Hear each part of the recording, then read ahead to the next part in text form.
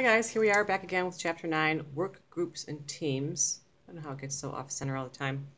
Anyway, at some point I'm sure you've worked in a work team or a group, and at work or at school, or even if you played on a basketball team or a soccer team or football or tennis or whatever.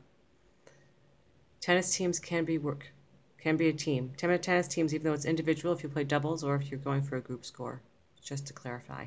Okay, here we go.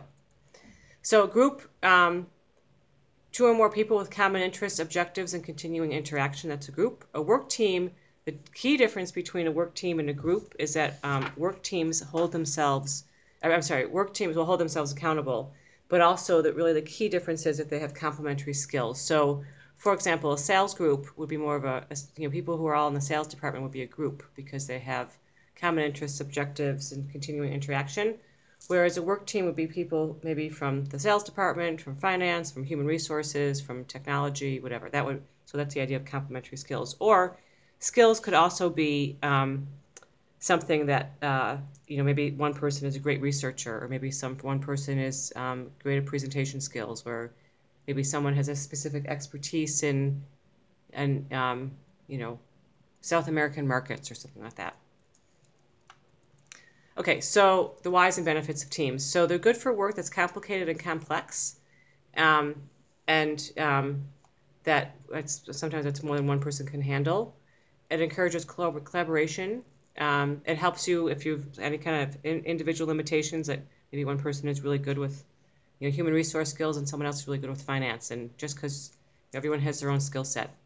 Also, it provides this whole idea of psychological intimacy. We talked about communicative disease earlier in Chapter 8, and this is an idea that if you're with people need interaction. People need other people. We have social needs, so teams provide that.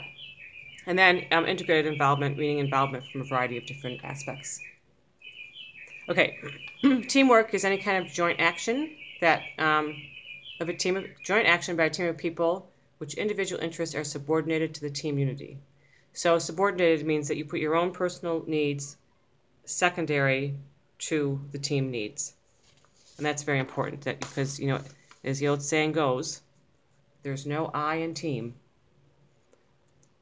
Okay, this is just a quick. This is from the book. The new team environment versus the old work environment. This idea of collaboration versus, solitariness, basically. Okay, group behavior. There's a couple of things we need to talk about. Norms of behavior. It's the standards that people set up. So norms could be things like, the meeting starts at 9. Does that mean that everyone should get there at 8:30, and that's when between 8:30 and 9 is when you have your coffee and you talk? Or does it mean the meeting starts at 9 and maybe you don't settle down to work until 9:15? How is it that you communicate in the team? Do you raise your hand? Do you not raise your hand? Is there a certain way that people sit at the table? That kind of thing. Okay, group cohesion is interpersonal glue that makes people makes a group stick together. Social loafing, I love that term. Social loafing is when one person sort of just tags along, doesn't do any work for the team, or doesn't contribute equally to everybody else, and they just sort of ride on their coattails, but take the same glory that the rest of the team gets. And loss of individuality.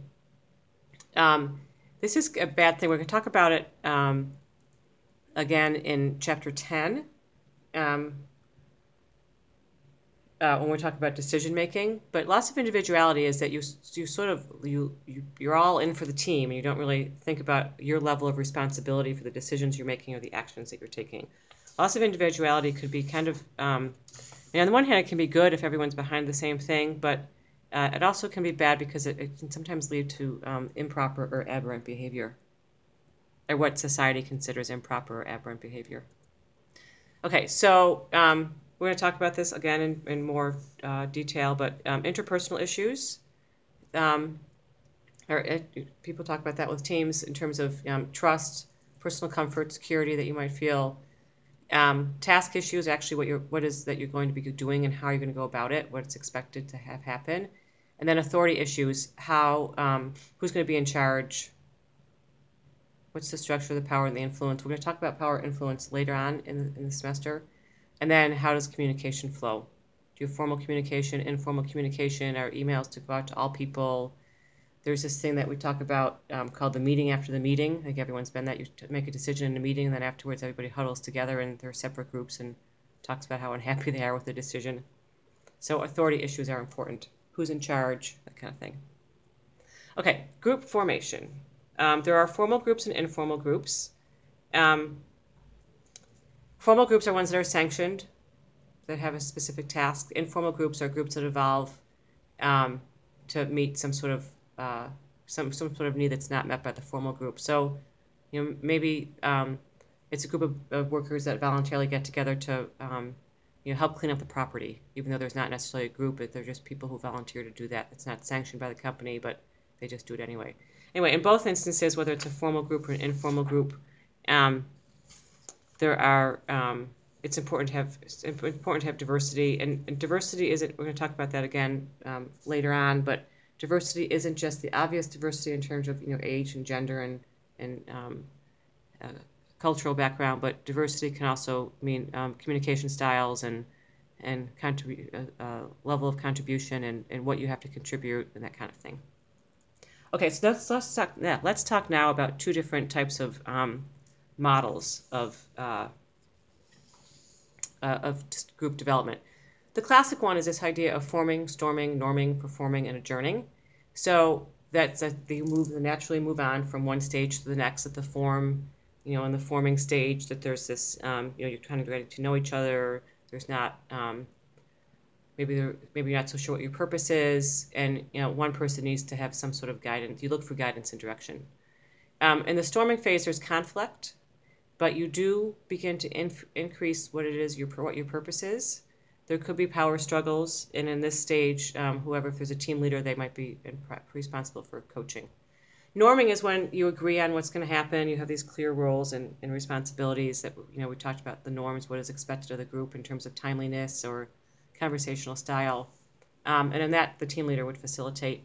Performing is when you actually are getting the work done, and that's when it's important to delegate responsibilities. And then adjourning is when the task is over and there seems to be, and you've completed what you have been set out to do, and there should be some sort of recognition. Sometimes it's done with a formal banquet. Sometimes it's done, everybody goes out for happy hour. Maybe everybody goes out for lunch. Maybe, you all get, a T-shirt or something like that. So there should be, at the adjourning stage, there should be some level of recognition. Okay, in contrast to that is this idea of the punctuated equilibrium model.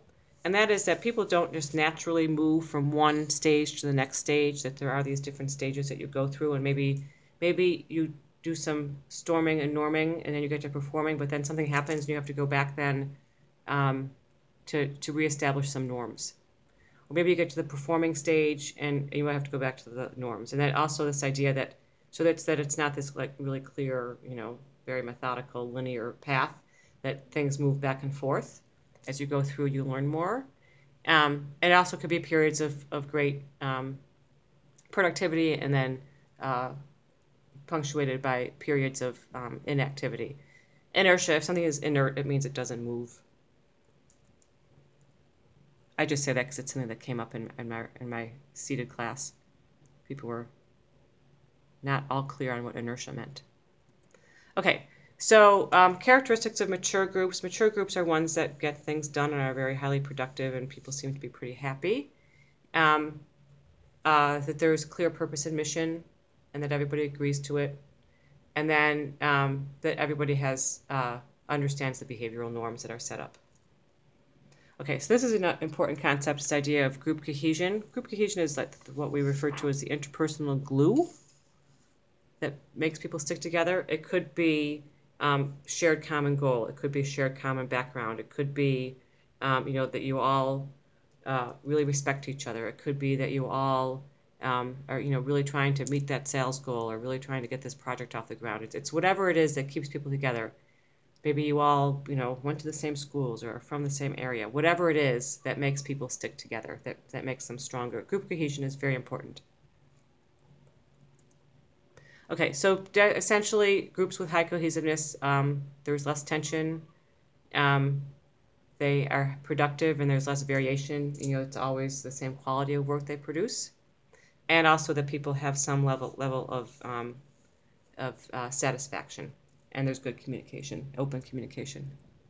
Okay, status structure. There has to be one person in charge, or at least a changing person in charge, and understanding who's in charge of that area. Maybe there's one person in charge of the research, there's one person in charge of the reporting out, there's one person who's in charge of the administrative tasks, but something. There has to be some level of authority that people have. And it could be hierarchical based on, what your role is in the organization, or it could be egalitarian, which means that everybody has equal say. Okay, so we talked about this team task functions. We talked about that in a slide earlier. So task functions, actually, what is it that you have to be doing? So task function include the activities and seeking information. These are some of them that could be included.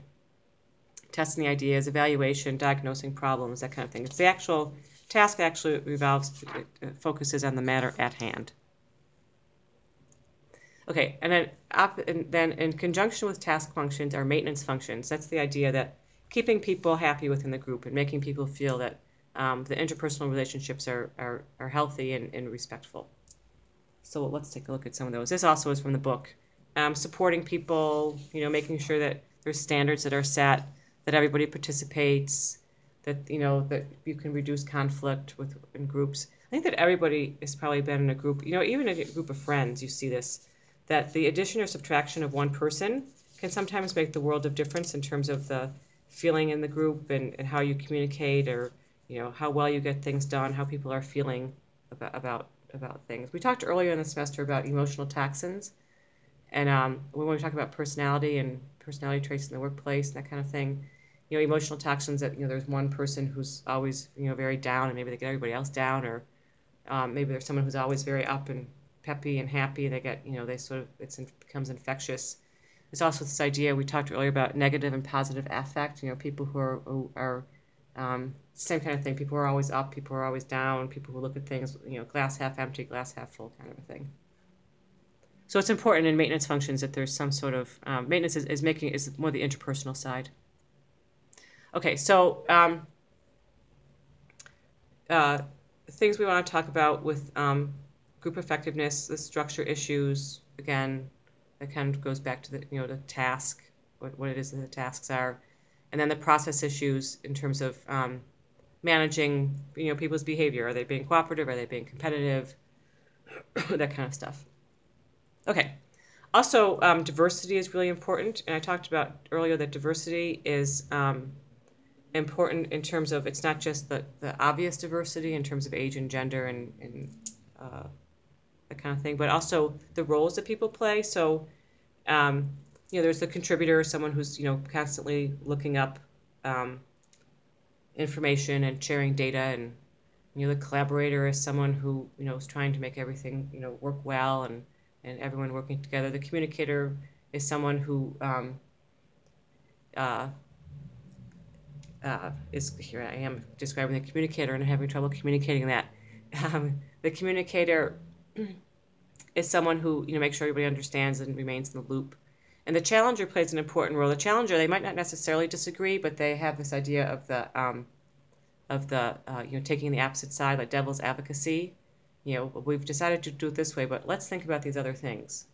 It's really challenging and trying to take it to combat that idea of loss of individuality that we spoke about earlier as well. This idea that people sort of maybe lose their inhibitions or their moral compass when they're into a group, and they identify more with the group instead of looking at how their own actions. And then an integrator is someone that brings it all together. Now, the one thing I want to talk about with this, with the whole idea of member contribution. Remember when we did Myers-Briggs earlier in the semester, and it measures how people get their energy, how they take in information, how they make decisions, and how they view the world, or the four things. And I gave you that test. Hopefully you took it. And some of those might, the contributor might be the person who, is a sensor, who, only sees things through through the five senses, or it could be someone who makes decisions based on facts and figures. So that kind of thing. That's another way that these concepts sort of lay one on top of another. Okay, diversity.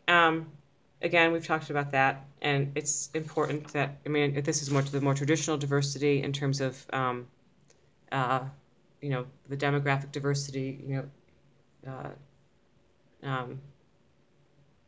traditional demographic diversity in terms of age and gender and cultural background, that kind of thing. And that all of those things might influence how people behave in the group. So, there's also a lot of research about this in terms of, different generations behave differently, different age groups, baby boomers versus millennials versus the Gen Xers. And then this idea of promoting social identification through functional background improves performance. What does that mean? So social identification is what group you identify yourself. So we can socially identify ourselves in a variety of different ways. Husband, wife, mother, father, brother, sister, marketer, human resource person, financial advisor, technology, research, whatever. So this idea of in a group, if you identify with your functional area, it tends to promote performance and improve performance. Okay, so we talk about structural diversity. What does structural diversity mean? So structural diversity and structural wholes means how much diversity there is. So and you need to have enough different viewpoints. You can't have all, a team made up of, all women between the ages of 35 and 40 might not be as effective as a group of men and women between the ages of 25 and 50. You don't want to have too much disparity because then you have difficulty coordinating, and if you don't have enough, there might not be enough creativity. So you want to have some kind of balance of structural whole, not of that in terms of you don't want to have too many structural holes, but just enough. Okay, creativity. Again, it's very important. It's the idea of thinking out, maybe an overused term, thinking outside the box. But you want to make sure you have a variety of different people giving a variety of different viewpoints. Oh, again, it could be based on functional background or years of experience with the organization or experience outside the organization. Coming up with new and innovative ways. Okay, so let's talk about empowerment. Empowerment is this idea that you want to give people the right tools to complete the task and complete the task on their own. So it could be giving them access to information. It could be giving them access to equipment. It could just be giving them access to authority. So that's important with the idea of empowerment and self-managed teams. You want to make sure that if you do give a team a task, that they actually, have the ability to perform it, that they have some authority.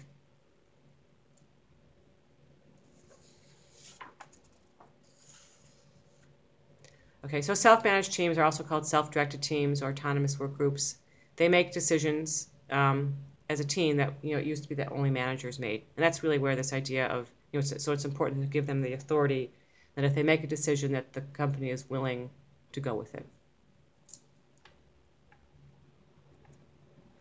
Okay, so this whole idea of upper echelons and teams at the top, this slide, the next slide, really is basically talks about how it's important that whoever is at the top of the organization, they set the tone and the manner for everybody else. So it's important that there is some level of diversity at the top in terms of interest and understanding things in a global sense, or a big picture sense, a 360-degree view, and they set the standards for everybody else.